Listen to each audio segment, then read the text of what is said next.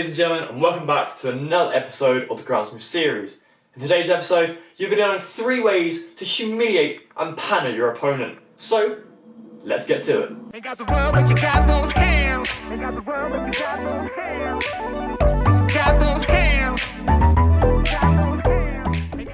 So, I just want to quickly get some terminology out of the way, which is the word panna is essentially meaning nutmeg in today's game, which basically means to get the ball through your opponent's legs. But now that is out of the way, let's get to it. So the first panna you saw is what we're going to refer to as the inside panna. It means sliding the ball in a kind of curved kind of direction through your opponent's legs. The second is the same thing, but with the outside of your foot, and you're going to go outside, curve through your opponent's legs. And the final one is a two touch. So the two touch is basically hitting the ball through your opponent's legs with speed before they have time to shut their legs.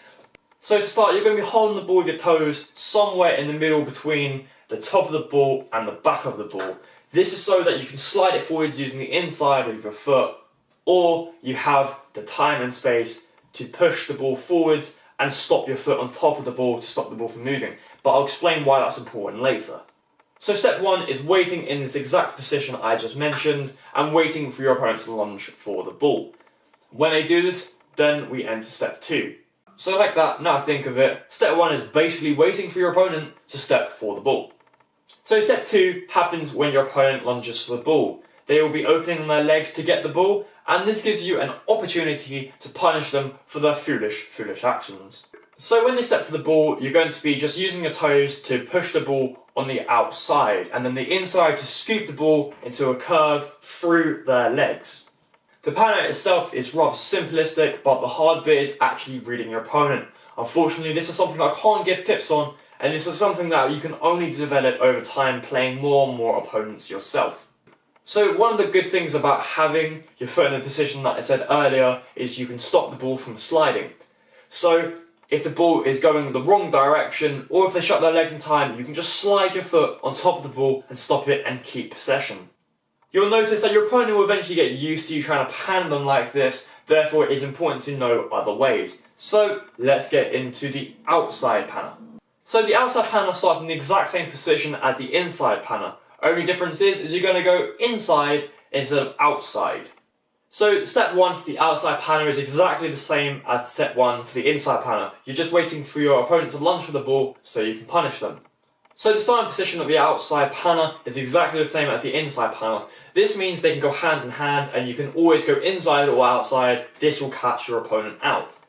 So to the outside panna, you're going to be using your toes to the outside of your left foot, and instead you're going to be making a curve motion on the inside. So whether you're left or right footed, you're always going to push the ball inwards and using the outside of your foot to push the ball through their legs. But you may also be wondering why I'm teaching you 2 pannas that are from exactly the same position, because yes, you're right, they can be blocked since they start in the exact same position. This is why it's also important to know different types of panna, such as the two touch panna. So the starting position is essentially going to be the ball between your legs, so it looks really vulnerable, but it's going to be closer to one foot than the other. Your feet are going to be pretty much diagonal, as essentially it's called a two touch for a reason, as you're going to be pushing the ball to one foot and the other foot to push it through their legs. You're going to be using the inside of your foot and you're going to be kicking it diagonally, so you're exposing that gap between their legs that they will not see coming. So this type of panna is more about speed, because that opponent is going to realise that you've moved the ball as they're starting to lunge. So they might be in the air, starting to lunge for the ball, and in that time, you need to kick it between both of your feet through their legs before they realise what has happened. And that, ladies and gentlemen, is 3 ways you can humiliate your opponents on the court with a filthy panna. Tune in to next week's episode, where I'll be teaching you the bomb-proof panna, which you need to know the two-touch panna for, so make sure you learn them. As from now, the tutorial is going to get harder and harder, and you're going to see the same kind of trick setups cropping up over and over again. So make sure to stay up to date with all the recent tutorials. On that note, much love, Big Hands Gang. Have a good one. I'm out.